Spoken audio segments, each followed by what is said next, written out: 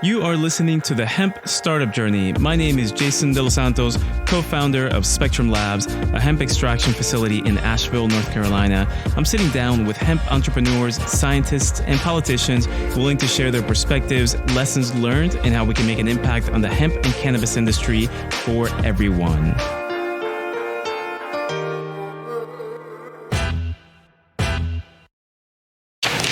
Hey guys, Jason here with Spectrum Labs. Before we start this podcast, I just want to say, be ready for your mind to be blown. This was a great podcast. I spoke with Emma Chasen, and let me just read a little bit from her bio here.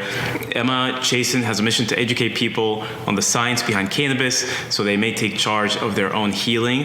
After graduating from Brown University in 2014 with a degree in Medicinal Plant Research, Emma went on to coordinate clinical oncology trials with the Brown University Oncology Research Group. When her supervisor refused a cannabis trial in favor of another expensive pharmaceutical drug, Emma quit and headed across the country to Portland, Oregon. She found her way to Farma, the popular Portland dispensary that takes a more scientific approach to cannabis, rejecting the Indica Sativa binary and instead focusing on chemotypes to determine effect. She began her career at Farma as a Budtender and was quickly promoted to general manager and eventually to director of education. In this role, she was able to focus on educational efforts and create a robust training curriculum that focused on cannabis science, product knowledge, and empathetic patient care. Emma now co-owns and operates Eminent Consulting, a cannabis consulting business that offers educational training and craft industry development for cannabis industry professionals and businesses. She helps brands develop educational material, educational marketing collateral, and ongoing educational programs to further elevate their brand presence in a competitive industry. She also helps struggling and newly emerging cannabis businesses with business organization and sets them up for success in both the competitive medical and adult use markets.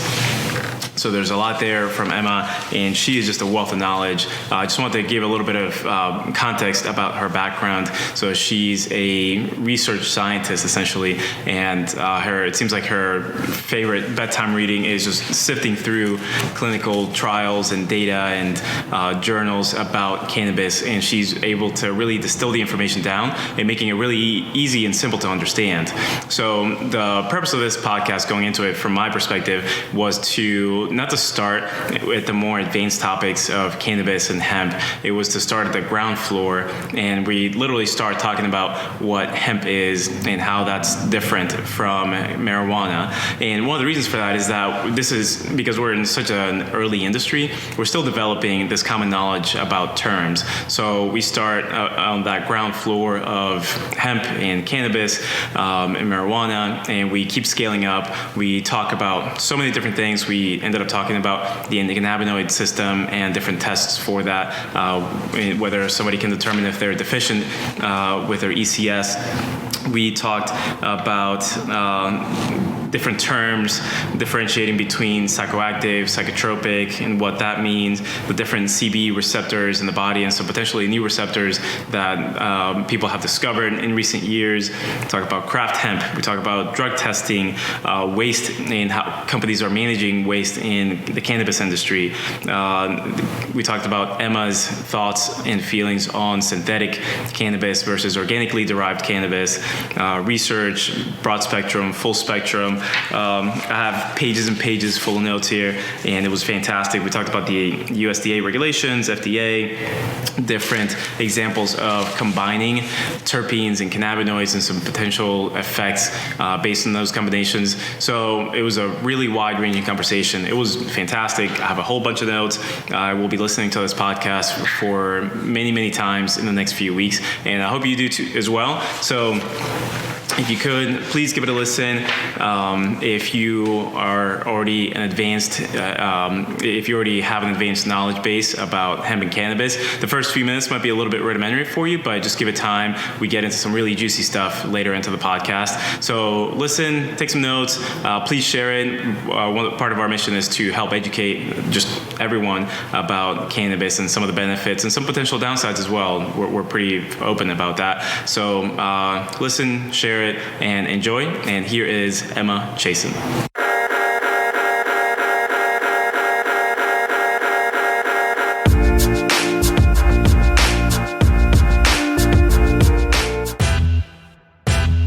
hit record here just so I don't forget. I sweat about this thing. I've never done it so far, but my worst nightmare is doing a 30, 60, 90-minute conversation and realizing that I never hit record. Oh God, yeah. It's so embarrassing to then have to go back to the person. Yeah. Be like, can we do this? Between your legs, like, I'm so sorry. So I always try to hit record early.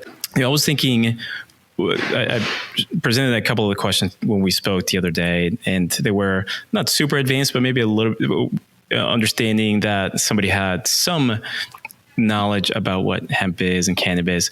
But recently I've had a couple of clients for our extraction facility, our extraction lab, and I'm speaking with them as if they know what we're talking about. I'm like, hey, we're on the same level, right? Like we can talk hemp and crude distillate, all that kind of stuff, the things that I think are basic parts of the language.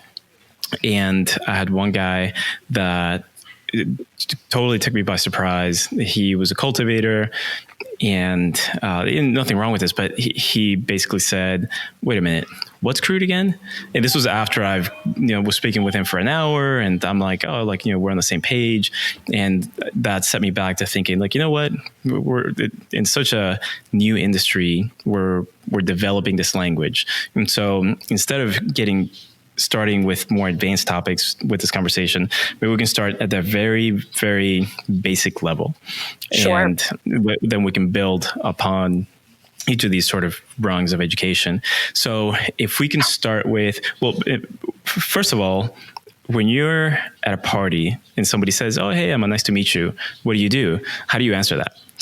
Oh, so it depends. If I am at what I call weed event or a cannabis party, then I'll dive a little deeper. I'll say I'm a cannabis educator. I'm also a consultant, with which I will qualify that I hate the term consultant, but it's an umbrella term because I do a lot of different things. I come from the scientific academic research world. And so I place a lot of focus, and my passion really lies in educating not only industry professionals, but also lay enthusiasts around the fundamental elements of cannabis science. So that's kind of one arm of what I do, is developing educational resources, online courses, community workshops, as well as educational marketing collateral for brands around cannabis and its purported effects. And then I also do some business consulting, which kind of pays the bills. I do a lot of operations, management consulting, as well as strategic planning for mom and pop shops, dispensaries specifically, as well as vertically integrated cannabis companies throughout the United States and globally. Fantastic. That would leave I'm sure the other person speechless. Like, what? Yeah. Jaw dropped on the floor. I definitely get like, you have a cool job. And I'm like, I know. Yeah. I love it. Fantastic. So, all right. So like I mentioned a second ago, so starting from the ground floor, what is hemp? And in the sense of, like, what's hemp and how does that differentiate from, say, marijuana, the pot that people are more familiar with or afraid of? So hemp is cannabis, and I cannot stress that enough. Hemp belongs to the cannabis genus. So the term cannabis is actually a taxonomical ranking, and taxonomy is the way in which we classify biological organisms based on shared characteristics. And so most biological organisms of the natural world, whether they be fungi or plants or animals, have some kind of taxonomical classification. Cannabis being the genus, and then underneath cannabis, there are species. And so hemp is considered to be a part of the cannabis genus. It is just defined as having less than 0.3% THC. And that's a relatively arbitrary legal distinction. It came from some research in 1976 by a very renowned botanical research scientist named Dr. Ernest Small, who grew out hundreds and hundreds of varieties of cannabis and separated them into two groups based on their physical characteristics. And when he was doing numerical quantitative calculations of their phytochemical constituents, meaning the cannabinoids and terpenes and all the compounds in each group, he found that the biggest differentiator was this 0.3%. THC distinction. It doesn't mean that 0.3% THC, anything above that is going to get somebody high. It just means that that was the kind of differentiator between the two groups that, again, were originally separated based on physical characteristics. And so the United States and the Canadian governments looked at this research paper and then said, okay, we're going to define hemp as having less than 0.3% THC, and we're going to define, quote unquote, the drug cultivar cannabis, oftenly referred to as marijuana, as having greater than 0.3% THC. And then those two groups took very different breeding pathways because of that legal distinction. And so hemp was bred more for its primary compounds, looking at proteins and fibers and its ability to be used as a fuel and a nutritive, whereas marijuana was cultivated underground for its THC percentage and its terpenes and all of the aromatic compounds. And that led to quite a different genetic pool between these two groups. And now I also like to talk about a third group that is emerging, which is craft hemp. And the way that I define craft hemp is the cannabis plant that still has less than 0.3% THC, but that has been bred from the marijuana grouping. So it still retains a lot of the more therapeutic compounds, such as minor cannabinoids and terpenes, and is often the one that is prized when we look at extracting hemp for its CBD concentration and its wellness potential. Okay. I hope that we can get into craft hemp. That was one of my questions that we can get into in a little bit. So when you mentioned that this gentleman noted that the difference between marijuana and hemp, or I guess that type of plant, was that 0.3% of THC. Now, was that like correlation or causation, or like, I guess, why did he, or what was it that he noticed that made that the separating or the distinction? He was just looking at the compound differentiation between the two groups and saw that there overwhelmingly was this kind of pattern of 0.3% THC being the differentiator. So one group statistically had more than 0.3% THC. The other group statistically and fairly consistently had 0.3% THC or less. And even in his research and then communications after, when he would do interviews, he definitely called for governments to use common sense, because this 0.3% THC, I mean, it was the statistical aggregate or consistent average of the differentiator between the two groups. However, it was definitely modulated by environmental factors, and it was not a like hard line between, every single variety in this one group had less than 0.3% THC and every single variety in this other group had greater than 0.3% THC. And so he called on the governments and the policymakers to use their common sense when regulating that, it may be within 0.1, 0.2%. It could even get up to 0.9% THC in hemp sometimes. I don't think that many regulators have listened to that call.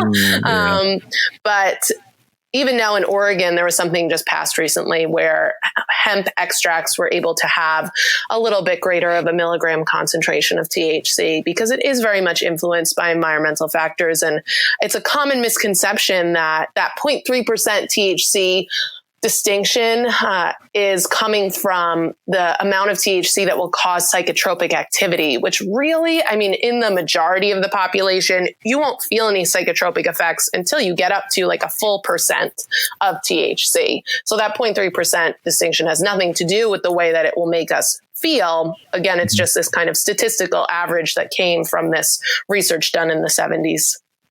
Yeah. So, I mean, as humans, we don't do well with gray, right? It's like either above or below, it's hemp or marijuana. That's it. So, all right. So that was hemp, difference between hemp and marijuana. So stepping above that, we have a small retail store here in Asheville. One of the main questions that we get almost every day is CBD going to get me high? Because I feel like that's a really important part of the conversation still with a lot of folks. So can you answer that and maybe explain a little bit about why and the context of what's CBD, what's THC, and then after that we can expand into that it's not just CBD and talking about some of the other cannabinoids? Yes. So the first thing I'll say is that we need to define psychoactive versus psychotropic. So psychoactive means anything that's going to interact with receptors or neurotransmitters in your brain. If you take an antidepressant or an SSRI, that is psychoactive. Alcohol is psychoactive. Ibuprofen is psychoactive. It doesn't necessarily mean that it gets you high or causes this kind of altered state. With alcohol, it does. But with ibuprofen or any other kind of pharmaceutical medication like that, it doesn't really cause such a high experience, but it does activate things in our psyche. So that's how we define psychoactive. With psychotropic, it is more about describing that high state, that altered state where you can have hallucinations or just more of a psychedelic experience. And so CBD is non-psychotropic, meaning that it won't put you into that kind of altered state. However, it is psychoactive because it can engage with many different receptors in our brain. I actually call CBD quite a promiscuous compound because at this point, we know that it interacts with around or even over 15 different receptor families. It can engage with our opioidergic system. So our opioid receptors, it can engage with our serotonin receptors. It can engage with our immune system. It can engage with many different physiological factors in our body to induce a therapeutic experience. So CBD on its own, while it won't necessarily get you high, it will definitely cause a certain subset of effects and may have therapeutic value. Whereas on the other hand, its counterpart, THC, will most definitely get you high. Now, I am in the boat that they are better together, and we could talk about that more when we go through kind of like full spectrum and what that means. But it is important to note that CBD cannot effectively engage our endocannabinoid receptor system alone. So our endocannabinoid receptor system, or ECS for short, is a complex biological system that is the reason why we can feel effects from cannabis. And its ultimate goal is homeostasis. It has a hand in many of our other body systems, and it helps us to achieve balance. And this translates to preventing disease states and helping us recover from disease states quicker and more efficiently than if we didn't have it. Now, phytocannabinoids can engage with this ECS, but CBD cannot do it on its own. CBD does need THC in order to engage with our ECS and specifically bind to our CB1 receptors, which are in our brain. So is there a value to taking an isolate, a CBD isolate? There is. So there is value because CBD on its own can interact with many different receptor families, like I mentioned. But if you do take an isolate of CBD, you will most likely, at least the research that we have now suggests that CBD alone will not engage our endocannabinoid receptor system. So you won't actually be engaging the ECS with a CBD isolate. Okay. So can you go over a little in an expanded version of the endocannabinoid system? What is it? Because I guess it's a relatively new discovery in the human body, right? Yes. It was only discovered in the early 1990s. So our understanding of it is quite limited. But here is what we do know. So it is, I like to call it's like the oil to our body's Tin Man. So our body is really complex. There are many different machines working constantly in this like mega machine that keeps us alive and keeps us healthy. The ECS, it does not belong to an organ. So it's not associated with like the heart or the lungs. Instead, it is this complex biological system that is associated with almost every single organ system in our body. And in that analogy of the oil to the Tin Man, as our body constantly works every single day without break, we are going to get sick. That's just inevitable. But the ECS can help prevent that, and it can help us to recover quicker by kind of like greasing up those gears when they get rusty. Now, there are different parts of the endocannabinoid system. There are endogenous cannabinoids. So our body makes its own cannabinoids, which again is kind of why we can feel effects from phytocannabinoids or cannabinoids from the cannabis plant. We also have cannabinoid receptors. So we have our CB1 receptors, which are in our brain. They're most densely populated in our brain and spleen, and they are responsible for the psychotropic activity that we feel from cannabis. They're also responsible for a variety of different therapeutic effects, such as analgesia, aka pain relief, anti-inflammatory action, etc. And then we also have our CB2 receptors that are most densely populated on our immune cells. And so they work to help regulate the immune system, thereby helping to prevent disease and helping us recover from it quicker. We also have these orphan receptors that they don't really belong to any family. And this is a super recent discovery within the last 5-10 years of these receptors, GPR55 and GPR18, that are just kind of like hanging out. And so scientists think that they may also belong to the ECS. And then we also have different cannabinoid signaling molecules and enzymes that modulate signaling and physiological factors that just help, again, to regulate our many different body systems so that they function at their highest potential. So you can't exactly take out the ECS out of the body. Like you would take out somebody's liver, you can't take out the ECS. No, exactly.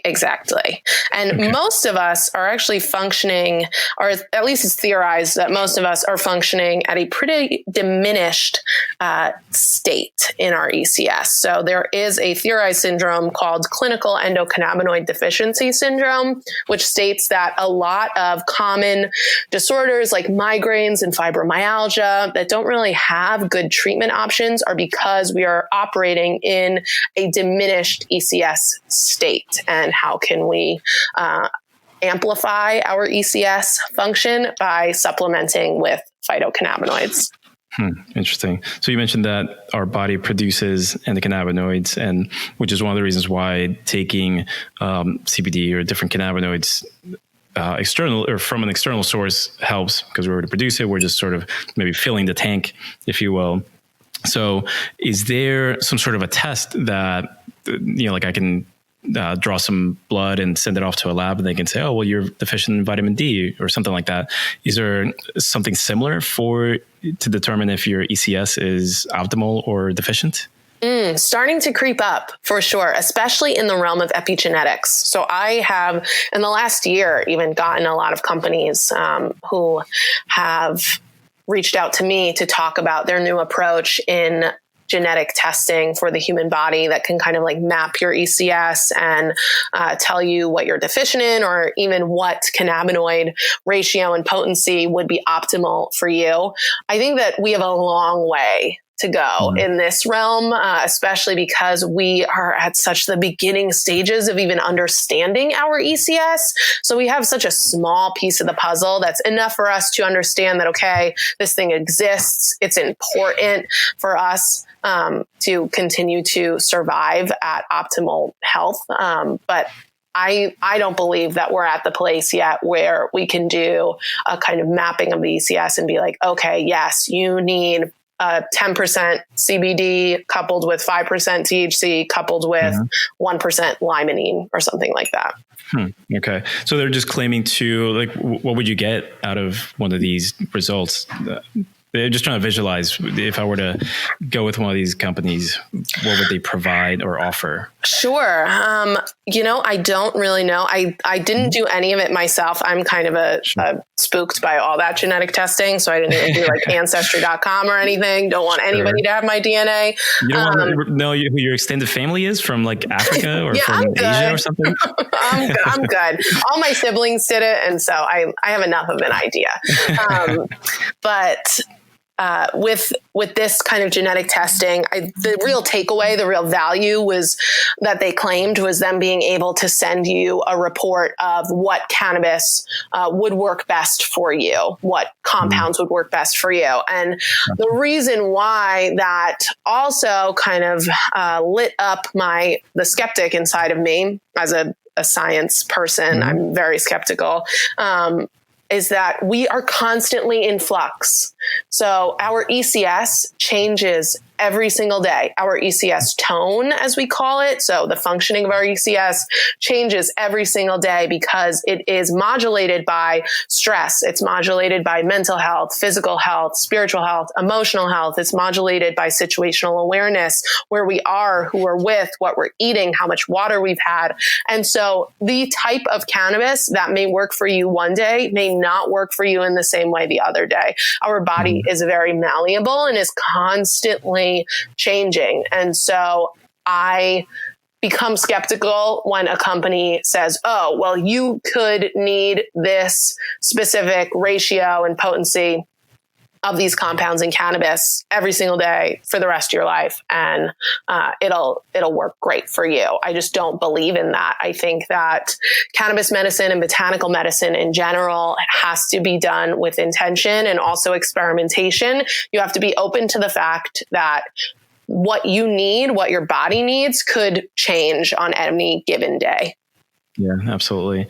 Being a visual person, the explanation that you've given is super helpful. Is there some sort of a visual guide, or going back, is there, when this company says, hey, we can test your ECS, is it blood work? Is it like, are they collecting plasma or some sort of other part of your body, a swab from your mouth?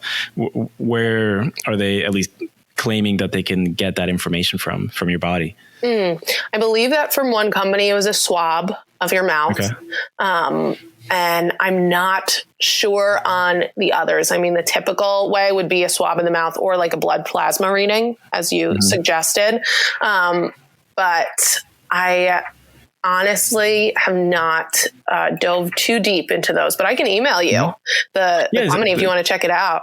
Sure. Yeah, I'm just curious because when we talk to folks, we explain some of these things about the ECS and what it is, and but it's still so new, and I think visually it'd be great to sort of represent like here it is in a simplified form. So just curious about that, but. So beyond the ECS, the tests for determining if you're deficient or not, that's still kind of early, but I'm sure it's coming at some point. There's a lot of advancements in genetic testing and just sort of hacking the human body. So I'm sure in the next few years, we'll have something that's at least somewhat reliable about the ECS. So moving on from there, let's see, with... trying to figure out where to go. I have 8,000 questions here for you. What would you say for someone starting out in learning about this? So we talked about hemp, the ECS. What's the next thing that we should know? So, I mean, then it's time to talk about, in my opinion, the chemotype of cannabis, or moving beyond what most people use to determine their effect, which is the Indica Sativa distinction, and looking at the chemical compounds found in the matrix. With hemp is actually nice because we don't have the Indica and Sativa BS to kind of clog people's minds. We just have the matrix of cannabis or matrix of hemp. And although I guess at this point it's still just CBD, right? The people say like, oh, I want CBD, but that's really not the right term. Right. Exactly. We need to look at the expanded potency panel. So look at minor cannabinoids as well as terpenes in order to help us determine the effect and predict the experience from consuming this product. And so every single company should have certificates of analysis associated with their products. Certificates of analysis is just a fancy word for lab results, where they should be testing for potency, terpenes, heavy metals, and pesticides at minimum, in my opinion. Hemp still needs some really good universal regulations in regards to testing, but companies that are doing it right spring for the expanded panels. And so we need to look at our minor cannabinoids as well as our terpenes. And minor cannabinoids, they include CBG, CBC, even some CBN may show up in the plant, THCV, THCA, delta 8 THC. There are a lot of cannabinoids that we are continuing to uncover that may have dramatic effects, even in very small concentrations. So those are important to look at. And then terpenes are our aromatic compounds. So they give plants their smell. They're found in almost all plants and even some insects. If you've ever had a beer, if you've ever eaten an orange, if you've ever taken a shower, then you have interacted with terpenes. They are in almost everything. And they are also abundantly found in hemp and cannabis, and they are thought to be responsible for the influence on the overall mood of the experience. So if you're going to feel silly or sleepy or sexy or relaxed or whatever it may be, that is most likely terpenes that are facilitating that experience. And they also have added therapeutic value, especially when combined with cannabinoids. Is there a definition about what terpenes are? Yeah. I'm just curious. What does it help out? So the simplest definition, tiny aromatic compounds. They're really small and they smell.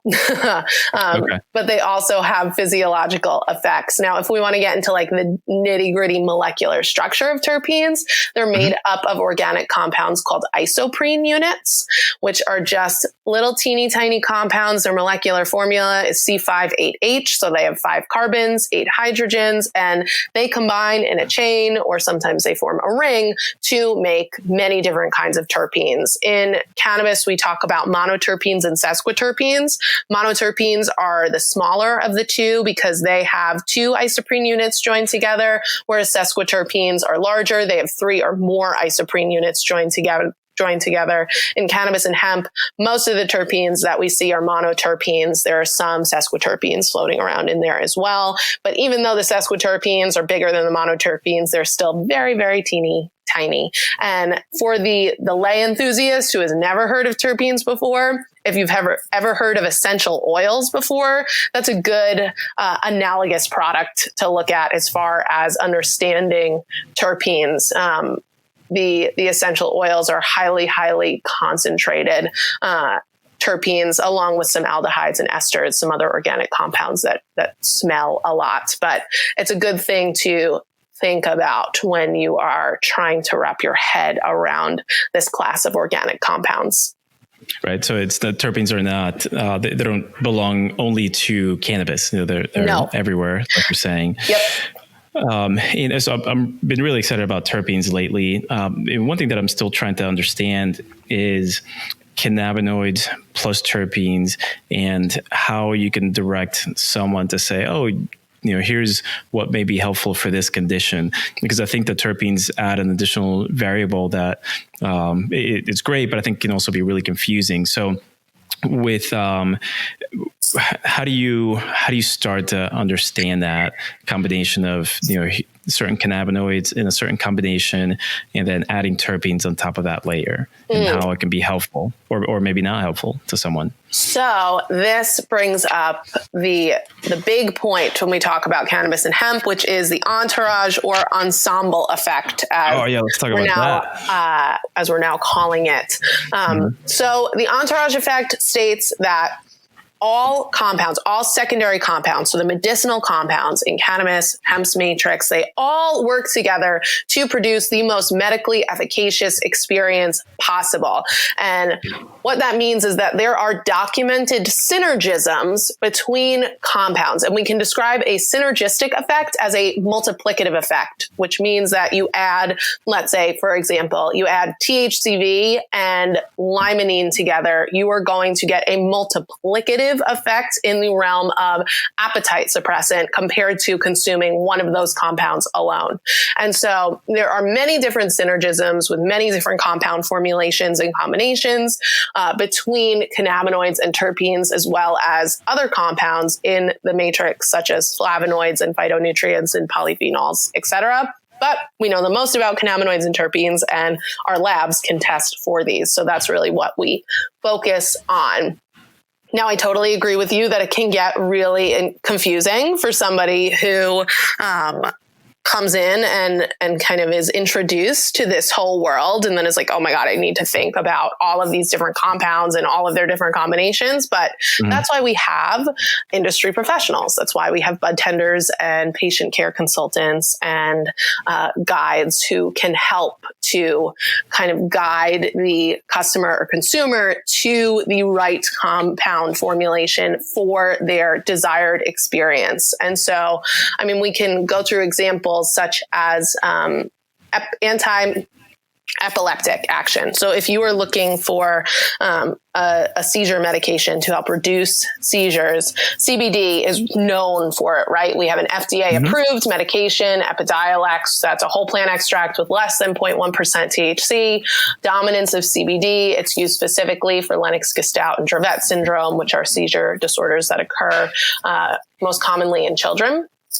And that's great. It works. And there is obviously documented therapeutic value in that because the FDA went ahead and approved it. However, if you want to increase the likelihood of having an anti-epileptic effect, then you are going to want to combine your CBD with THCA, so the acidic form of THC, as well as linalool, which is the terpene found in lavender. That is a documented synergism, and there is scientific evidence that supports that. We also have, in the example I gave earlier, limonene, CBD, and THCV. So if you want to suppress appetite, if you want to not get the munchies, or if you're looking to lose weight, then combine CBD with THCV, which is another analyte in the THC family, and limonene, which is our citrus terpene found in the rinds of citrus fruits. Almost nobody on the planet is allergic to it. So it's in a lot of soaps and cleaning supplies. And besides having that synergistic effect, it gives a really lovely, like euphoric, giggly experience because it interacts with our serotonin and dopamine receptor families. So those are just two examples of documented synergisms, but there are many, many more. And that's why I am definitely a supporter of the theory of the entourage effect. And I think that whole plant medicine and full spectrum methodology is definitely the way to go if you're looking to increase the likelihood for therapeutic action. Okay, so you probably gave Weight Watchers their next project for next year. There's our new program, our new product. Hell yeah, cannabis medicine over diet culture. Take it any day. Right. Yeah, I don't know. We'll probably be in diet culture for the next 2,000 years. So let's see. That is super interesting. Now, is there some sort of a guide or a matrix that you know of? Like if somebody wanted to understand some possible combinations, so like as an extractor, this got into my head recently, especially after listening to some of your podcasts and some of the information that you've put out. So trying to figure out, okay, well, which things can I combine? Is there some sort of a reference point other than somebody coming to you, obviously, that you know of that you can start saying, okay, well, if we put together CBD, THCV, limonene, that's great. Appetite suppressant. What else? Is there some sort of a reference like that? So at this point, not really. Okay. That is a lot of what I do is trying to create those resources for people. And so I do as much as I can on as many different media channels as I can, including my own social media, spread this kind of information. I also create online courses. And so we have a full cannabinoids course. Our terpenes course is coming out soon, followed by our ECS course, our ensemble effect course, bioavailability of consumption methods, products, et cetera. And the reason why I create these resources for people is because I didn't see them myself. And that was something that was just inexcusable to me. Like it was such a liability to have people who were acting as these guides for patients and customers who couldn't get answers from their doctors. And they didn't know any of this information because they didn't have access to it.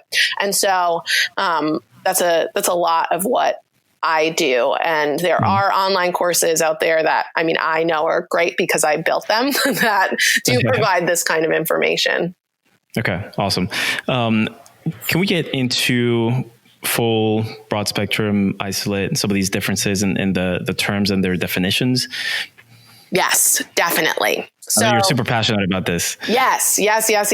So if you are choosing an extract, so if you are choosing to consume a concentrate, which can be found in edibles or tinctures or topicals or vape pens, then you will have to look at the way in which the plant material has been extracted. So we'll start with the broadest range, which is our full spectrum. So full spectrum refers to an extraction methodology that has done everything in its power to preserve close to the full range of secondary compounds present in the original plant material. You can think of it as if it's a full spectrum extract, the extract has the unique fingerprint of the plant material that it came from. This means that cannabinoids and terpenes are in there. Now, with full spectrum, we do have to delineate between full spectrum that can be eaten and full spectrum that can be inhaled. And so full spectrum that can be eaten or ingested sometimes also retains polyphenols, phytonutrients, flavonoids, and many plant compounds and plant particulates. And some people in the industry believe that this is the only true full spectrum. I don't, because you can't inhale polyphenols and phytonutrients and other plant particulates. That's just not safe or healthy. And so if you are going to ingest a full spectrum extract, you can expect it to be a little bit darker in color. It may have some chlorophyll still retained in there. It is typically done with an alcohol extraction. So alcohol is the solvent, and it's just a low and slow process, low temperature and long time. And the reason why it's low temperature is because a lot of these compounds, especially terpenes, are very volatile. And so they are thermally degraded, meaning if you apply heat to them, they will degrade. And so full spectrum that can be ingested is done again with alcohol as a solvent, low temp, long time. Now, full spectrum that can be inhaled, you have to remove those plant particulates, but you can still retain cannabinoids and terpenes, which are, again, arguably, at least at this point, we know that they are the most medicinal compounds when it comes to hemp and cannabis. And this is typically done with CO2 as the solvent, and it goes through something called a subcritical extraction, which puts it through at lower temperature and lower pressure.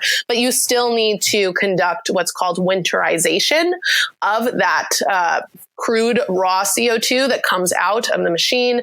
And that means you wash it with ethanol or another type of alcohol. You keep it really cold, and that allows for all the plant waxes and lipids to come out. And then you have a full spectrum extract that can be heated and inhaled. Now, full spectrum will have a little bit of THC in there. So it will have CBD as its dominance because we're extracting from hemp, but it will also have THC. It will have an expanded panel of terpenes, no matter if inhaled or ingested.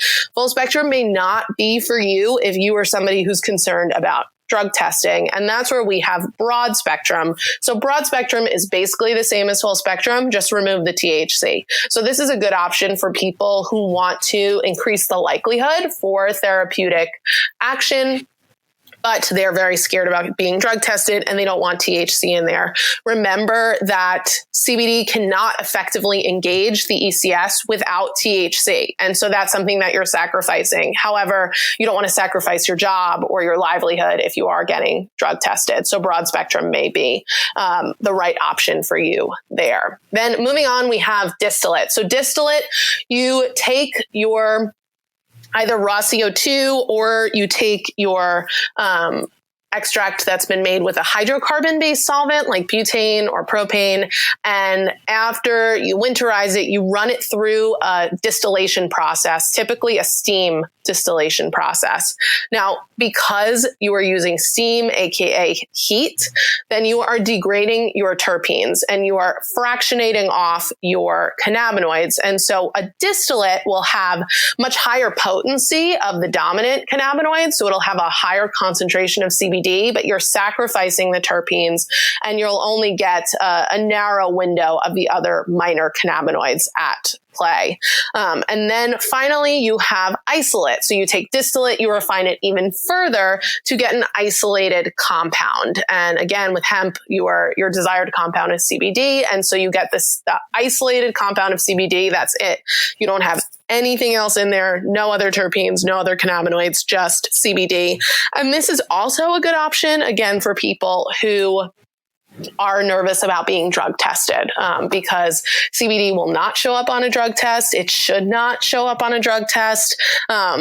But even if there is a minuscule concentration of THC in your distillate or your full spectrum extraction, your body can still process it in such a way that it will trigger a positive drug test. And so while the therapeutic potential and therapeutic efficacy of the full spectrum extraction methodology is much preferred when we're looking at symptom relief, it comes at the cost of the potential of triggering a positive drug test. And that's where an isolate or a broad spectrum extraction becomes more desirable. Okay.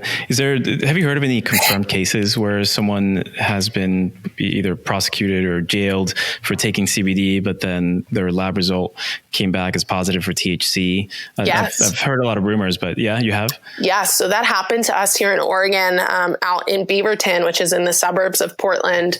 There was a bus driver, and he was I believe, elementary school bus driver, but he was a bus driver for the public schools out there. And he was like in his early 60s, almost about to retire and get his pension. I know. And he was dealing with some pretty bad back pain from obviously being a bus driver for a very long time. And he went to his local dispensary, and the Budtender gave him a hemp extract and said, "Oh, it's hemp. Like, you'll be fine." Because he asked specifically about getting drug tested. And he took the hemp extract and he got drug tested, and it triggered a positive result, and he lost his job. He lost his pension. He lost everything, and obviously was incredibly upset. And that's again where I come back to, like, it is such a liability to not educate your dispensary staff. They need to know this type of information so that they better advise the customers. And it's just a good general practice to not assure anybody 100% that they will not trigger a positive drug test. We don't know enough about the way that our body is processing this. Every single person is unique in the way that they're processing this. And so that's just not a guarantee that we can give at this point. Yeah. And usually when somebody asks me, I go in this whole spiel about, it's possible, it's, kind of unlikely, but the possibility is still there. And there are a lot of variables to that. Because you mentioned that with taking, let's say, a full spectrum, the chances are still low, but it is possible. But then even if somebody's taking an isolate CBD, is it possible that they can sort of metabolize THC in their body and THC show up in blood work or in a lab result? CBD cannot metabolize into THC in the body. And this is kind of an urban legend that I've seen pop up over the years, that CBD can transform into THC, especially if you digest it. That's not true. However, I still would not be comfortable giving a full 100% guarantee. It is highly unlikely that if somebody's consuming just a CBD isolate, that they will trigger a positive drug test, but you don't know how their body is storing THC that they've consumed maybe months ago. You just don't know. And so I would never take on that liability on the freak chance that something happened.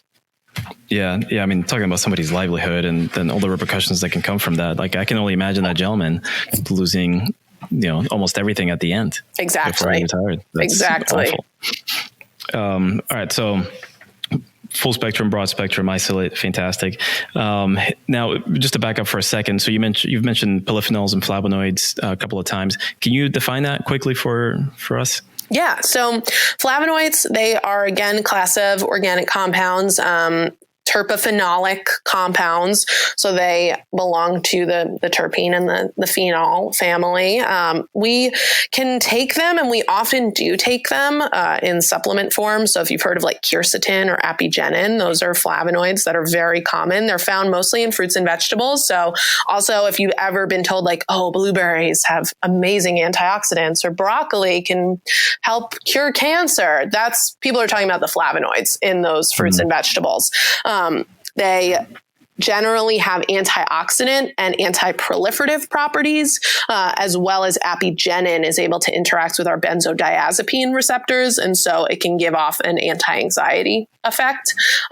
With cannabis, there are 23 documented flavonoids in cannabis currently. Only 2 of them are specific to the cannabis plant, meaning that they're not found in any other plant. And those are cannaflavin A and cannaflavin B. Okay. And then, so those were the cannaflavin A and B, those were flavonoids? Yes. Yes. Okay. All right. And then, so what about polyphenols? Oh, yes. Polyphenols, I'd say polyphenols. I'm also from New York, so okay. I just pronounce everything differently, I assume. We're going to get into a war here. Tomato, apricot. Definitely flow off the tongue a lot better. But I can't not say polyphenols, so I apologize. Yeah. But no. they're plant compounds, again, part of the organic family of compounds, the phenolic compounds, and they have been associated with some therapeutic properties, such as being able to reduce the risk of cardiovascular disease, et cetera. And phytonutrients are the same kind of deal. Phytonutrients are more in line, as polyphenols are, with being eaten, so ingested. Phytonutrients can also be linked to compounds like chlorophyll, per se. It is a nutrient that is found in the plant, whereas chlorophyll can act as a digestive aid. And it also has claims that it can reduce internal odor, which is interesting. Just internal odor, like inside of your body odor? Yes. Like an act is an internal deodorant. Fun personal anecdote aside, my family, my mother specifically, has always been into plant medicine. We come from a long line of Italian plant witches, and she had us drinking chlorophyll from the time that we were like 3 years old. So I have grown up consuming chlorophyll consistently, and I love it. I mean, I think my body's just used to it. It grew up with it, but it definitely aids in my digestion. So I'm a fan. But also, like, compounds like beta carotene found in carrots can be called a phytonutrient. Compounds like that. Interesting. Okay. So maybe we can go off on a tangent here for a second. Waste, right? That's something that people don't often talk about. And when we extract, we unfortunately don't have a great system to be able to turn our spent biomass into something. What are you hearing? Like, what do you know about what people are doing? And especially out where you are, there's so much more marijuana production and then waste from that. I've heard about trucks coming in, with trailers and hauling off a whole bunch of stuff and either dumping it or maybe charring it, giving back to the earth. What have you heard about what folks are doing with spent biomass or that kind of waste? So with like plant material waste, there are many other options to look at. And so there are a lot of people, as you mentioned, kind of returning it to the earth in the hemp world, making those like hemp pellets that then can be used for the construction of a variety of different things. I mean, hemp is so cool because you can use almost every single part of the plant, whether you are making CBD products or you want to make hempcrete or paper or fuel or clothing. There's so much opportunity for how we use the quote unquote waste. With extraction, waste becomes a lot more problematic because it's a biohazard. So if you are extracting with a hydrocarbon solvent like butane or propane, then you have to dump it in a very specific like biohazard plant. And we don't have a lot of those. And so it becomes a kind of problematic thing that lawmakers and compliance officials have to figure out of like, okay, if there's not, for example, hypothetical, biohazard plant that can effectively process waste from butane and propane processing, in Oregon, then we have to send it over state lines, but our regulator is going to kind of just like look away to that. Or how are they going to manage that? Right. And so that becomes a much bigger question. And of course, it's not great for the earth either, which is why I definitely prefer something that's not hydrocarbon based. I prefer a CO2 extract or an alcohol-based extraction, or even a solventless extraction. So something like hash or ice water hash, where you're using ice water as a solvent, or solventless, where it's just like a rosin or keef, where you're just sifting the plant material or using heat and pressure to extract with no solvent. You know what I just learned about the other day? Have you heard of spagyric extraction? No. Super interesting. It blew me away. I was talking with someone that they extract, and essentially it's something that dates back millennia. And so they use alcohol extraction. So they do that process, turn it into crude or whatever. But then that biomass that has been, that's now devoid of any nutrient, they burn it, and they're left with, I think the way she described it was almost like crystal or ash. And so then what she's left with is minerals. And so then she does something with the minerals, and she infuses it back into the extraction or the extract product. And so then apparently, I just learned about this, so I haven't researched it. They claim that what was once an oil is now turned into a water soluble material because of the salts that are infused back into the cannabinoid oil. Whoa. And apparently it turns the pH level. I guess then the product is, pH balanced because of infusing with those minerals. Huh. Super interesting. I want to research that. Can you tell me the name again? Yeah, spagyric. Let me say it. I'm not sure if I'm saying it right. I'll tell you in a second. Hold on. I think it's SPAGIR, but SPAGYRIC. Okay. Cool. Thank you. I'm going to look into that, because that sounds wild. Yeah. Let me know what you find out about that, because it sounded super, super interesting. And just from one, differentiating it, two, from the ability to add additional benefits to a product, but then also from a waste standpoint, that you're left with almost no waste because you're burning it and you're putting part of that product back into your extract or lotion or whatever you're making. Mm-hmm. I thought that was pretty interesting. Yeah, definitely. All right. My win this week is that I told you something that you didn't know already. That's like, I'm going to write that down in my journal. I love that. That's my win.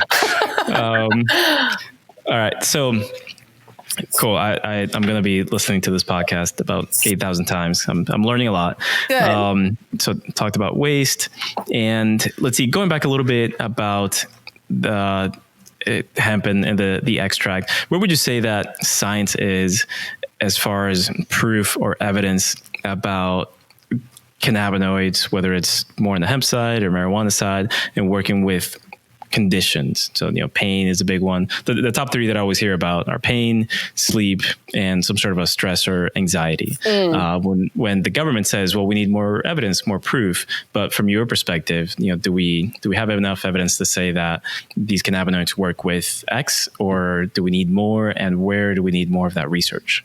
So THC is actually one of the most researched compounds on the planet. So it is bullshit when governments are like, oh, we need more research. THC has so much research behind it. Unfortunately, a lot of that research has been done to prove negative side effects of THC. The way that our research system is set up in the United States, especially with a Schedule I drug, is incredibly frustrating, because the only funding that you'll get are from institutions that are looking to prove the negative effects of THC. And then if that's such a waste of money. Such a waste of money, because if that research then comes back, as most of it did, with like, oh, actually THC doesn't have that dramatic of a negative effect, then they bury the research and they bury the findings. So that is one, incredibly frustrating. Two, there's also the fact that most of this research has been done on animal models. So we're looking at the way in which compounds, specifically cannabinoids, affect mice and rats, which, while, yes, they have an endocannabinoid receptor system, as most mammals do, they're not the same as humans. We're more complex organisms, and things will just impact us differently because we are different. And so we can't conclusively state from that evidence that, oh, for example, there was a recent research study that's been done around THC's analgesic effects with a patient population of women who are experiencing endometriosis. And they used mice, and it kind of inoculated mice with endometriosis, which, I mean, the ethics of that are very questionable, and then treated them with THC, and they found, dramatic pain relief. And yes, that we know that to be true already, because there is a large population of women with endometriosis who manage their pain with THC dominant cannabis. That research definitely provides the scientific evidence to help support further research. However, that isolated instance does not allow us to conclusively state that THC is good for relieving pain for endometriosis. We need to combine that with the statistical aggregate anecdotal evidence of the human patient populations. We also need to run human clinical trials. So if we look outside of the United States, Israel and the Czech Republic are really making strides when looking at patient populations, human patient populations, and testing different cannabinoid formulations on the patients to help manage ADHD or autism or many different forms of cancer. So there is that research being done that will help to elucidate a lot of the more specific mechanisms as they relate to human physiology around how cannabinoids can impact our physiological health, especially in these heightened disease states. Also important to note that cannabis is a botanical medicine. So it is not like a pharmaceutical. It does not follow our allopathic model in our Western world, where we isolate one single compound from a plant, and then we test it a battery of times, and then we synthesize it in a lab, and then we package it for the masses, right? That's the pharmaceutical allopathic model that we are, as a society, I believe, shifting out of. I mean, the opioid epidemic has definitely caused us to look at that and be like, actually, is that the best way to go? My favorite example is looking at aspirin. So aspirin, it's an anti-inflammatory, fever reducer, pain reliever. It comes from white willow bark. And so that is a compound, the salicylic acid, that was removed from white willow bark and synthesized and concentrated.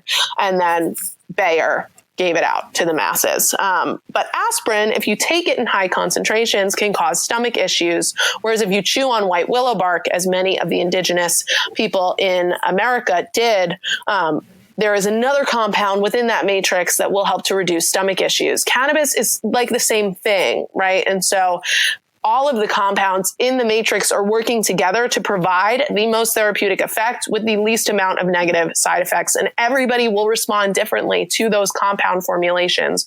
So in research, it's hard to say that, THC for everybody will incur XYZ or will cause XYZ or will treat XYZ. At this point, from a compliance standpoint and also from a kind of scientific integrity standpoint, I don't believe that we can make any medical claims. And I don't know if we ever will be able to. I think that we can say cannabis has high therapeutic action, and it is likely that THC will help reduce your pain if you are experiencing endometriosis, for example. But can we say conclusively THC will treat your pain? No. I mean, one of the things that's so challenging when looking at some research is that they'll say, oh, we just discovered that CBD, for example, will help such and such. But there's so many variables to that product that they used, right? So whether the strain that they used, the cannabinoid profile, terpenes, like you're saying, the form. And it seems like we're not, at least some of the research that I've seen, we're not shown that information because it's not exactly comparing apples to apples. It could be, comparing a green apple to I'm terrible with apple names, so like a red apple or something like that, which could have some very different properties. It can have some very different effects. Is that kind of what you see? Or, I know obviously you're looking at the research in depth. Yes. So it's also, I think, on the opposite end of that spectrum, that like an isolate outside of its plant matrix may deliver a different result than when you like smoke or inhale or consume a whole plant extract. And the products on the market, on the legal cannabis market and on the national hemp market, are not necessarily formulated with that level of scientific integrity and with that level of compound consistency. And even like labs that are conducting analytical testing for these products have such high variance. And so, in Oregon, there was an audit that was done. This must have been like a couple years back now, but between each lab, there was 10% variance. That's like an insane level when we're looking at THC and cannabinoid potencies that reach 30% max and terpene concentrations that reach like 10% max. To have a 10% variance is wild. And so the lack of universal standards among analytical testing for these cannabis products is also causing some difficulties in beginning to actually map the aggregate anecdotal evidence of how people respond to products, and also in statistical aggregate anecdotal evidence where companies survey a large portion of people, thousands and thousands of people, about their cannabis use and try to elucidate different therapeutic effects based on different ratios that people are using. You have self-reporting bias. And so you have people who they maybe got high and smoked something that had a dominant concentration of limonene, but they forgot to note that in their survey, right? And so there are many barriers to a crystal clear answer. But again, that is not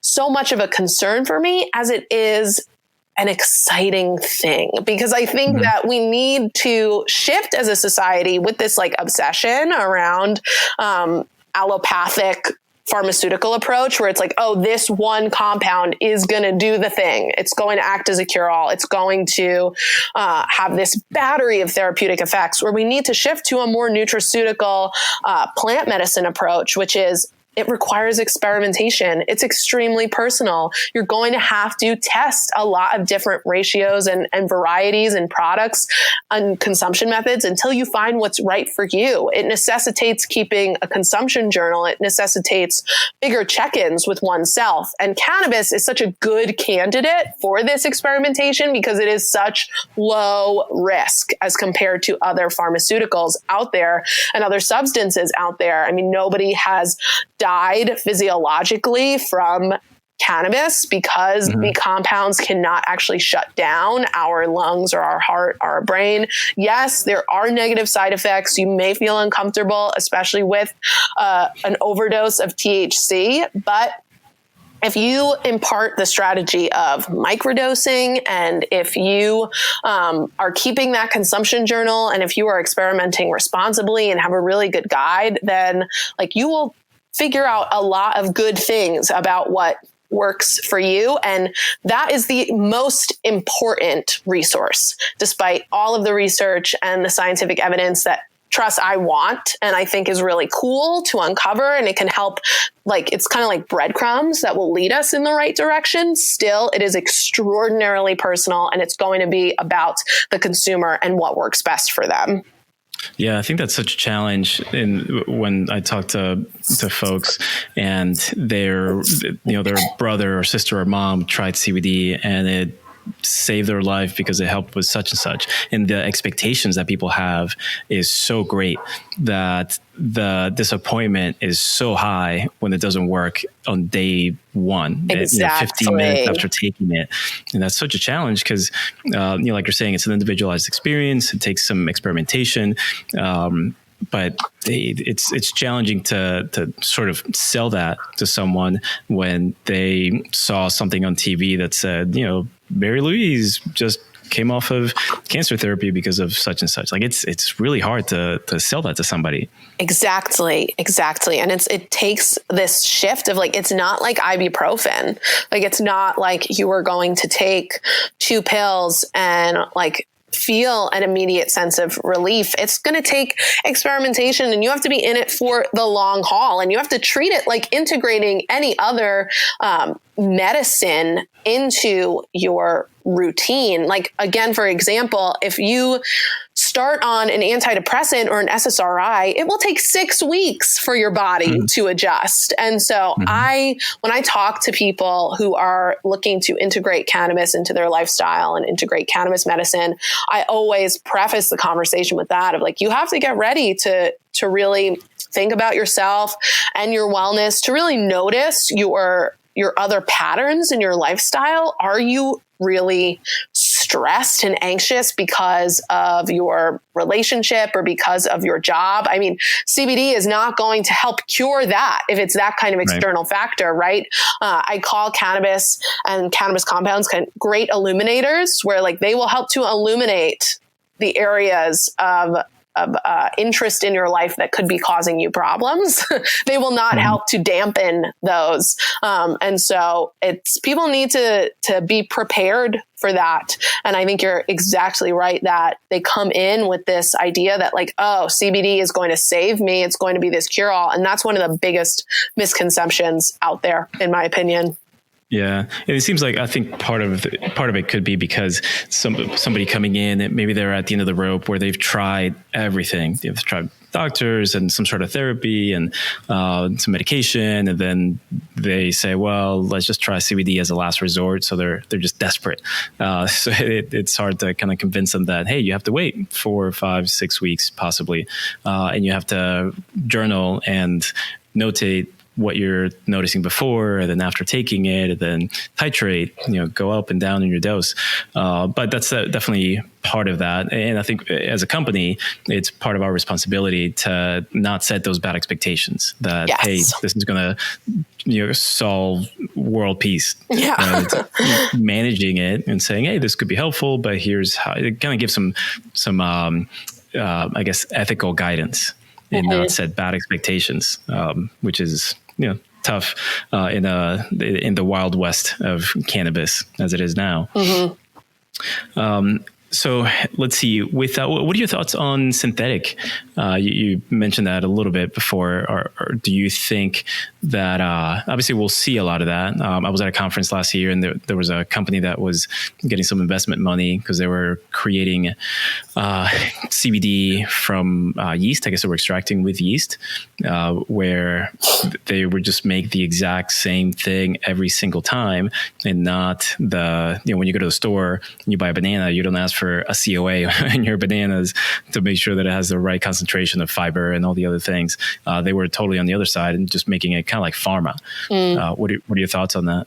So for the general population and the kind of general consumer who wants to just improve their health and wellness, not a fan. I don't think that synthetic cannabinoids will ever get to the therapeutic value of whole plant extract. Again, I'm such a proponent of the Entourage Effect.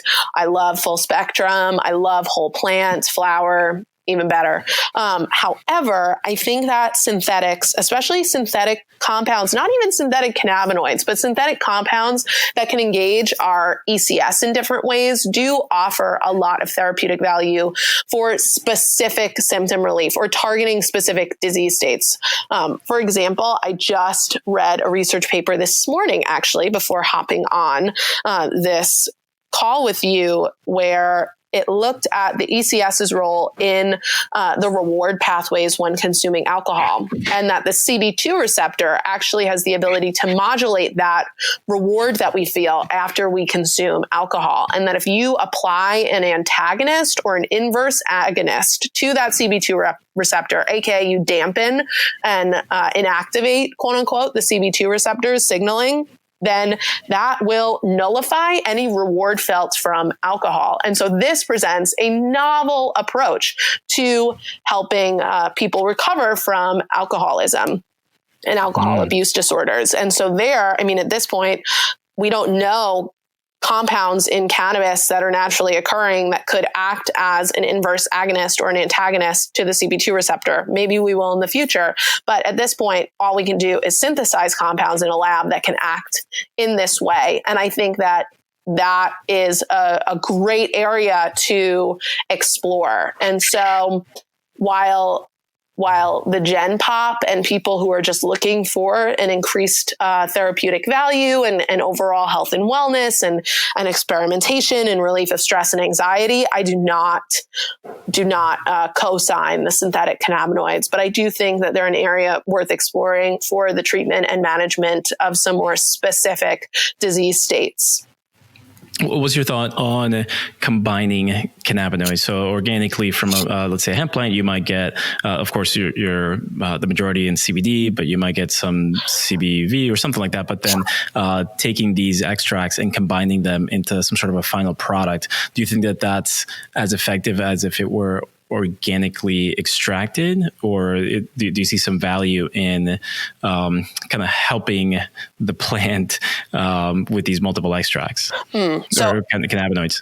I think that there is more value in doing a whole plant extract and retaining the unique fingerprint of the plant in your extraction process. When you conduct an extraction and it's typically done with distillate, and you favor a higher concentration of certain cannabinoids and then combine a few distillates together to get really high concentrations of multiple cannabinoids, you are still destroying a lot of the oil cells in the process and thermally degrading a lot of those other compounds, terpenes included, as well as many other phytonutrients, polyphenols, flavonoids, and even creating new compounds, creating new aldehydes and esters in that process. That to me, it just feels too Frankenstein-y, where it just feels like a Frankenstein full spectrum that's not actually a full spectrum because it's not the unique fingerprint of the plant.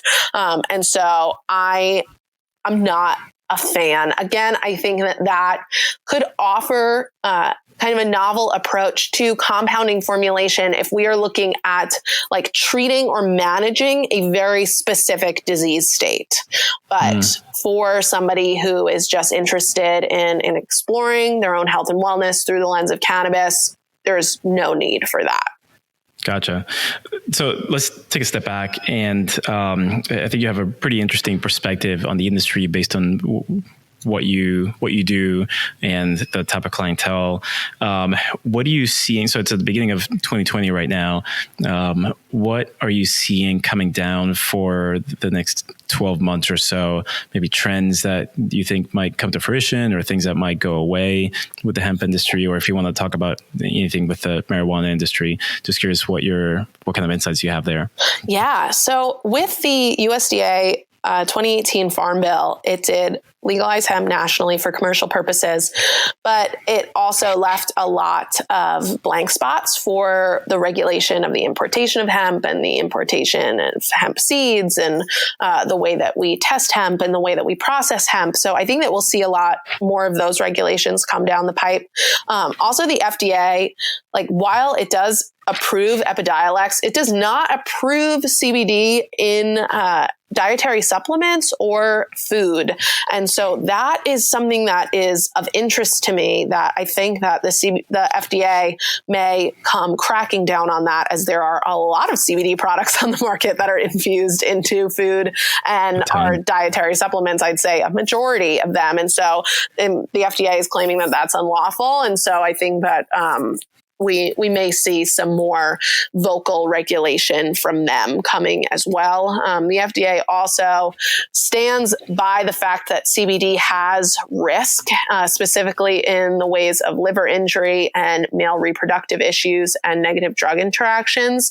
And so they highly discourage consuming CBD on the national market, which of course, because they have a CBD pharmaceutical, and it's I think very convenient that their CBD pharmaceutical they state is the only safe one. But that again, is getting into more of my political views.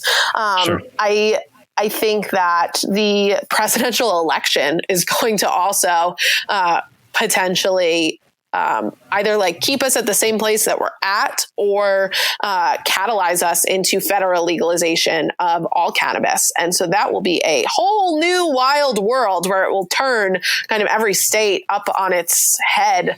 And we'll have a whole new slew of regulations to deal with, and we'll have interstate commerce and banking, and it will ultimately be very good, but there will be a lot of changes to be had. Yeah. And so we'll kind of see how that plays out as well. Do you think the cannabis industry will vote Bernie Sanders into power? I think that there is a ton of support behind his assurance that, like, first day in office, he will legalize it nationally. Now, can he do that? Yeah, of course. Is always the question, especially with that bastard Mitch McConnell in the Senate. But it definitely shows that Sanders is in support of us and believes that it should happen. And I think that definitely will cause a lot of people to throw their support behind him.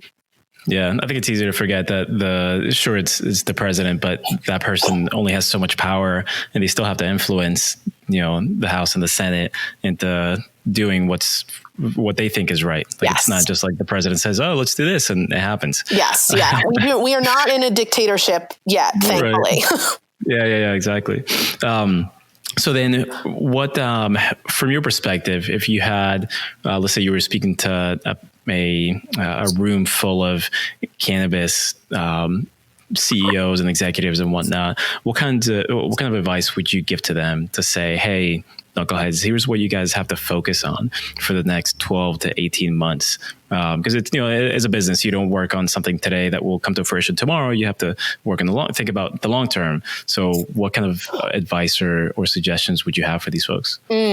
Consumer education and ethical marketing, I'd say, is the biggest things that I believe cannabis companies should adopt. There are so many of them out there now. There is such high competition that the only way that you are going to differentiate yourself if you're a dispensary is to educate your staff so that they may provide the best possible experience for your customers. And the only way that you're going to differentiate yourself as a product or a flower company is to provide authenticity and to connect with your consumers and to educate them around why your product is the best. That, of course, to me also means that you need to have ethical formulation practices, whether it be an organic model for cultivation or a full spectrum methodology for extraction with no additives or additional yucky ingredients. But it is a consumer driven market, and this is a commodity. It is, as if we look at it just strictly from a business standpoint, this is a commodity. It's a consumer driven market, and consumers are becoming more conscious about what they put in their body every single day, especially in light of the recent vape crisis, where people began dying from vaping when we had been told consistently that vaping was healthier than smoking, and then turn around and, actually people are suffering from lung failure and pulmonary failure because of these vape devices, because we had unethical companies who are prioritizing profits over people. And so consumers are becoming vigilant in their investigation of companies. If you are a company, make it really easy for them to know that you're doing good. Make sure on your website you have educational resources. Make sure you're communicating clearly and concisely and in a digestible way what your products are, who you are, what you do, and what your values are. We are in this age of like social responsibility and consumers wanting to choose products and companies that are caring about people and caring about the planet. And that's great, but make sure that it's not just a facade. Do your homework and really go deeper than just the face of social responsibility, and make sure that you are committed to doing right by the people, the plant, and this planet, and communicating that to your consumer market. Yeah, it's hard to fake that. I think even if you do well at faking that you care about those things, eventually the truth comes to light and somebody finds out, whether an employee sort of, spills the beans or consumers just kind of get that intuition, and those companies kind of go by the wayside. But that we're not there yet. There's still a lot of hype around cannabis in general. And like, for example, we get samples of products all the time, and we got a product, they sent a sample pack, and we got gummies and tinctures and all sorts of stuff. And the product was a quote unquote full spectrum, and they sent along their COAs, which I don't even know why they do that, because in the COA, then there's just CBD, but it's a full spectrum product. Yeah. They even define it. And like, oh, here's what full spectrum is, multiple cannabinoids and terpenes and all that kind of stuff. Their COA had just CBD. Their terpenes, they didn't even test for them. And I think for folks like us, that we understand that the consumer is not there yet. They just think like, oh, full spectrum sounds fancy, I should get that one, as opposed to something else. Yep. Totally. But I do see, especially I've been at this now almost 5 years, and we've come a long way. And I think that we are on this kind of like expedited bell curve where people are becoming more and more educated more quickly because of all the information sharing potential that we have with the internet and our technological advancements, that soon, like, that will not be able to fly. Like, you just won't be able to survive as a company, because there are enough people who are doing it right. And I always say that the ones who aren't will eventually get exposed. Yeah. I spoke to someone recently. They were trying to sell us some of their CBD so we can sell in a little retail store that we have. And I usually ask the question, what's different about your product? And the person started to explain how they have a quality product. And I was asking, well, what does that mean? It's like, well, we have COAs. I'm like, oh, okay, that's great. So that's like standard fare now. But what else is there? It's like, oh, well, I know the scientist. I'm like, okay, wow, that's great. And so we still have a lot of that.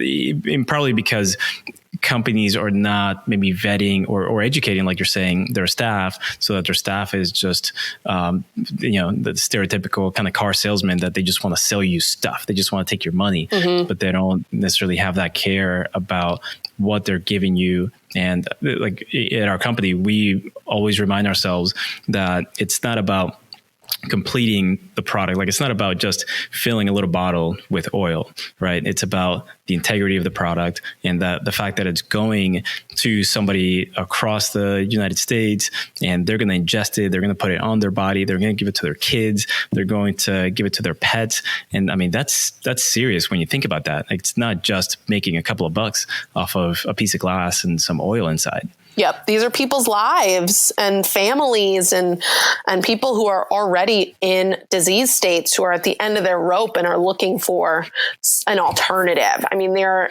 is a lot of responsibility that comes with this. And I completely agree with you that, like, the car salesman schmoozy approach just does not work. It doesn't work. You need to have more of a care and be able to authentically speak from a place of, I and my company are doing right by this plant, and we want to do right by you as well. That this could actually help you. It may help you, and here's how, and here's why. Starting to wind down here. Is there any kind of product or service that you find is missing in the industry? I think that the products that are missing are more of like the medical device products. So there are some that are beginning to pop up of like a nasal spray or an inhaler. And we're just not there yet to have those kinds of medical devices on the market with like consistency and actual viability. And so I think that we're going to begin to see those come down the pipe, especially as regulations change and open up, hopefully, on a federal landscape. And as far as like services, I think that we need more hemp packaging in the space. There are definitely companies who are doing it, and that's great. But the amount of hard plastic and the amount, the amount of packaging that goes into cannabis products is a goddamn sin, because this is quote unquote a green industry. And yet we are producing so much plastic just to be in compliance that I would like to see governments and policymakers require hemp packaging and even provide subsidies, because it is so expensive as compared to this hard plastic nonsense. What would be better? What would you suggest?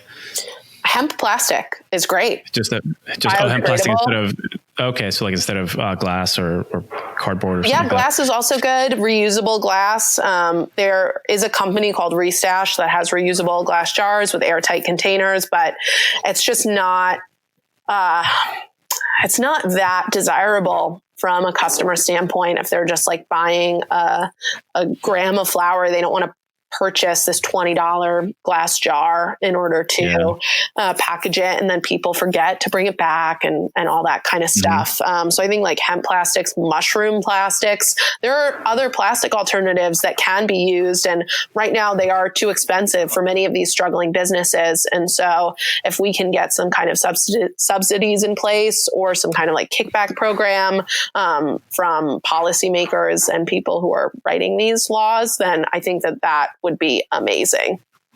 Yeah, it's still like you were saying before, it's a commodity. And so the consumer ultimately, they have that choice. And if you present two very similar products and they're about $20-$30 price difference, they're probably going to be like, I'd like the environment, but I need to get better, and so I'm going to save a couple of bucks. Maybe without that government involvement, that'll be challenging. Definitely. Unless it's a company that they just firmly believe in that, and so that the consumer will have that affinity for that company and liking them and wanting to support it, that they'll pay a few additional bucks for the company, but then also for themselves and for sustainability of the planet. Yeah, I mean, I think that it's going to take a company with large capital backing to kind of stick their necks out and make that choice for themselves. And I do believe that it will pay off in the long run. It's just kind of like incurring that additional cost when many companies are already struggling. Yeah. I want to go like way back, like we're an hour and a half into this at this point, but when thinking about the scenario of a potential consumer coming into your shop and saying, hey, I have this condition, how do you start to think about, okay, well, if somebody has, let's say, pain, and you have a multitude of different hemp products, full spectrum, broad spectrum, isolate, salves, lotions, blah, blah, blah. How do you effectively guide them? Because like obviously somebody can come to you and say, Emma, teach me. But how do you start to, one, get educated about it, but then two, how do you start to guide that consumer to say, okay, these are the couple of products that might be better for you? Sure. So there are many different questions that can and should be asked to a customer who comes in. For somebody who comes in looking for specific symptom relief and they tell you that right off the bat, that's great. You've already bypassed my favorite question, which is what kind of experience are you looking for? Are you looking for particular symptom relief? Then it's about what's your lifestyle like and how would you like to consume? And the reason why I ask the lifestyle question is because are you stay at home dad who has to watch his kids all day and therefore can't be any kind of impaired? Or are you a high-powered CEO who is constantly on the phone with people and again needs to be really lucid and present? Are you a creative? So it doesn't really matter if you smoke all day in your studio. Are you a writer who works remotely? Same kind of deal. So to begin to really understand what that person's daily life is like and how they could best integrate cannabis into it. Then we go into the realm of consumption. So I ask, are you comfortable smoking? Or would you like to choose a different route? And that allows people to say, yes, I'm okay with smoking, or no, I don't want to inhale anything. I prefer edibles. Then we would go over to the available selections for whatever consumption method that they're interested in. And I would pull out a variety of different products. If we're talking about just the CBD world, then you will have less of a variety in terms of, let's say somebody wanted to medicate for anxiety during the day because it was keeping them up at night. Then I would maybe suggest 2 products, something really dominant in CBD during the day to help keep the anxiety down, and then something with closer to a 1-to-1 ratio of CBD and THC at night to help to facilitate deeper sleep. Whereas with the hemp and CBD world, you really just have CBD dominance. And so then it becomes a discussion about, are you concerned about getting drug tested? And that will kind of lead you to what type of extraction they are looking for, and how discreet do you need to be in your consumption. So if they need to be very discreet, then something like a little mint or a lozenge. If they don't need to be as discreet, then look at smoking or vaporizing or taking a tincture or something like that. So there are many leading questions that need to be asked in order for you to best understand what it is your customer is looking for and what's appropriate for them to be able to handle and integrate into their lifestyle. All right. That silence was my brain exploding. I have so much stuff here in front of me. This is awesome. Let's see, we talked about a whole bunch of stuff. Is there anything else you think we should know, or something I should have asked that is just really important that people keep in mind right now about where we are with cannabis and with hemp? God, we covered so much, which is so great. I'll say what I say to everybody when I'm teaching is that we are still at such the beginning stages of this whole thing, and that it does afford really promising potential for the way that we look at our own health and wellness and the way that we manage many different disease states and many different symptoms of diseases. And that the best thing that a consumer can do right now is to support companies that are ethical and that are creating quality products and doing right by the plant and the people, because it is so hard financially for companies to make it in this space still, because we still have a long way to go with growing the consumer market and bringing down really prohibitive regulations and tax structures. We need to make sure that we are supporting the companies who are craft, who are small, who are producing with integrity. And so do your research, investigate. Do not be afraid to contact a company and email them. If they do not want to share their lab results with you, move on. There will be many other companies who will be open about their practices and who will want to engage in a dialogue. Emma, you're awesome. That is a great place to end the conversation. So where should folks connect with you? Yes. So my business is Eminent Consulting. You can find us online on Instagram, as well as at eminentconsultingfirm.com. And on our website, you can find many different links to educational resources, especially those online courses that I had mentioned. I think everybody should follow you on Instagram. You have some great content out there. You put out different stories, different posts. You're super fun.